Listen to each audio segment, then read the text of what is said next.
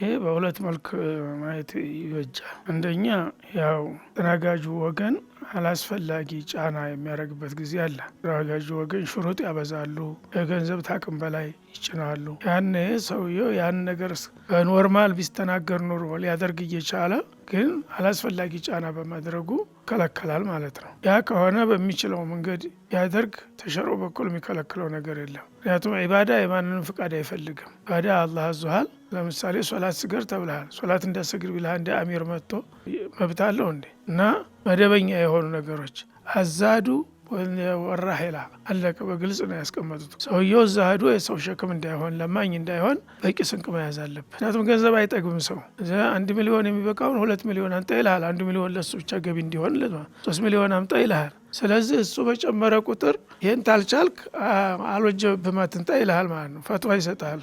ችልሃል፣ በኖርማል ትችላለህ፣ ግን እሱ አላስፈላጊ ጫና ስለሚያደርግብህ ነው እንዲያትችል የሚያደርግ ማለት ነው። እና በዛ መልክ የሚቻለውን ማዕቁል የሆነውን ማንም ሰው ያው በቂ ነው ብሎ የሚያስበውን በዛ ደረጃ ያው መተባበሩ ጥሩ ነው ማለት ነው። ከዛ በላይ ግን የበለጠ ሀብታም ካልመጣ በስተቀር ለድሃ አልፈቅድም። ውስጠቷ ተቻ የተወሰነ ችሎታ ቢኖረውም ለእኔ ይህን ያህል ካልጨመረኝ እንደ ሙስና ማለት እኮ ነው። ያ ከሆነ አላህ ያን ነገር ህጋዊ አላደረገም ማለት ነው። እና ያን የሚያደርጉ ከሆነ አንተ በሆነ ዘዴ ያን ሀጅህን ማድረግ የምትችል ከሆነ የሚከለክልህ ነገር አይኖርም ማለት ነው። ስለዚህ ዋናው ነገር ማዕቁል በሆነ መልኩ ነው መስተናገድ ያለበት ነገር። ሰዎች ያላግባብ እየከለከሉ ይህን ያህል ካላመጣህ እያሉ አሁኑ ጊዜ በቃ በቀጥታ ያው ተቤንዚን ተቀያሪ እንዲሆን እያደረጉ ነው ማለት ነው። በግልጽ ነው የሚናገሩት። ያኮስተ ዛሬ አላወቅንም፣ ተቤንዚን የበለጠ ገቢ የምናገኘው በሱ ነበር እየተባለ ነው ያለው ማለት ነው። ይህ ማለት ምንድን ነው?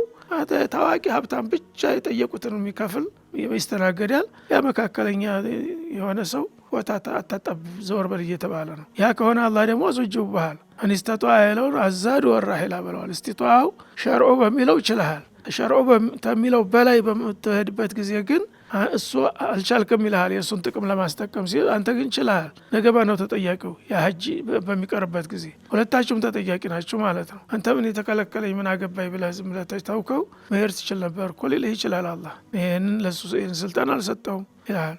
እሱም ደግሞ ያን ነገር ለእኔ የምፈልገውን ፐርሰንት ካላመጣ በስተቀር ብላ ለምን ከለከልከው? ይችል ነበር እኮ ስንቁን ይዞ መጥቶ ነበር ይለዋል። ሁለቱም ተጠያቂ ስለሚሆኑ ሁሉም አማራጭ ካተገኘ አማራጭ መንገድ መጠቀም ይቻላል ነው። ግን ስንቁን ሳይችል ለምሳሌ ጓጓዣ ሳይችል ዝም ብሎ እዛ ሂዶ እጃጆችን የሚያስቸግር ወይም ደግሞ የተለያየ ጫና የሚያሳድር ከሆነ እሱ አልቻልክም፣ መጀመሪያም አልቻለም ተብሏል። እሱ ማይወጅበት መሄድ የለበትም ነው።